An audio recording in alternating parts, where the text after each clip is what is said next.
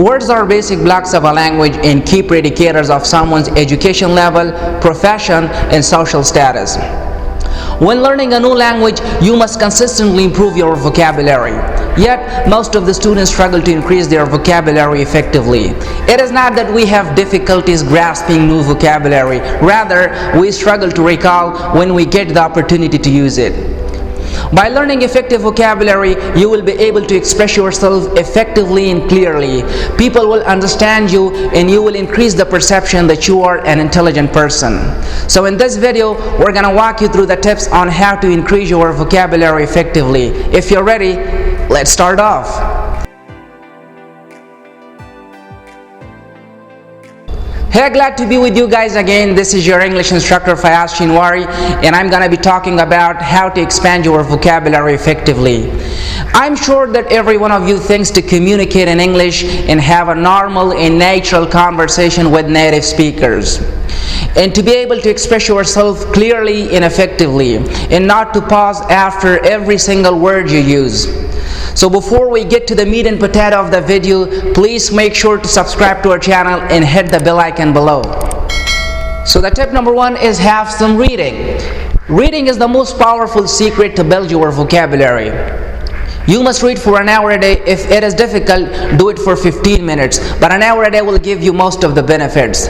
Well, I'm not talking about reading the newspaper or studying the textbook, because it is not the best way to increase your vocabulary. What I'm talking about is you need to study what is interesting. Pick something that you are interested in, like sports, politics, ethics, psychology, fitness, and stuff like that. Some great examples are magazines, novels, short stories, and biographies. And here is the point. When you read, there might be some words that you are unfamiliar with. Try not to check every single word in dictionary, because it will distract you and make you bored. Instead, your focus should be on the overall meaning of what you are reading. For any difficult word, try to guess the meaning from the surrounding information. You can mark them with a pencil, or write them down and come back to them after you finish reading. As you finish reading, start recording those words, and this is where you collect new words. Come back to the text you read and find those unfamiliar words to learn. Write them down in your notebook or on your computer. Start with the first word and look it up in a dictionary.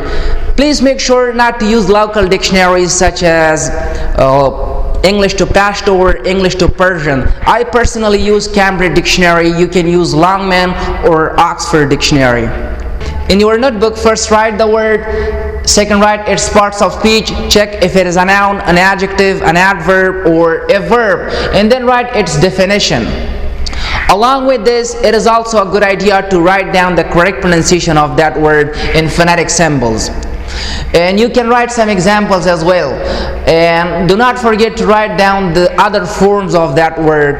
As you can see, here is an example of the word organize, which is a verb. It means to arrange something. And an example for this word can go as, in your ideal convocation, you must organize a party. And here are the other forms of this word: organization, organizational, and organizationally. Tip number 2 is install the Word of the Day app. You must install an app that will send you notification in Word of the Day every day. You will supposedly read the meaning of that word and learn it. But do not forget to use that word in an example on the spot. So tip number 3 is play word games. Word games are effortless and a fun way to increase the recall speed of your English vocabulary. Classic games such as Scrabble and Boogle can function as an easy way to expand your vocabulary. If you really want to be sufficient, follow up the rounds of these games with a little bit of note-taking habit, and try to keep a list of the words you learn while studying these games. And do not forget to study that list time to time. The next tip is practice new words in your conversation. It is possible to amass a huge amount of vocabulary without knowing how to use it. It means you have to take it upon yourself and put your personal dictionary into use. If you use a word in your writing, make it a point of using that word in your spoken communication as well. And by experimenting in low-stakes situations, you can practice the art of the word choice, and with a little bit of trial and error, you can hone in on the right word for a particular context. For example, agree is the word that I used in my writing today. So I'm gonna use this word in my spoken communication as well as in. If you agree with me on all these tips, give this video a thumbs up. And finally, don't be afraid of learning phrases instead of just learning individual words. A phrase is a group of words that doesn't contain a subject and a verb. Learning phrases can really help you to get the stable tone of fluency, and it also helps you to look more natural and like a native speaker. In addition to this, when you learn a phrase, you not only learn the overall meaning of that phrase, but you also learn the meaning of the words within that phrase. As you can see here, we've got an example, trident among the minnows. In this example, we not only learn the overall or the whole meaning of this phrase, but we also learn the meaning of 3 more individual words that are trident, among, and minnows.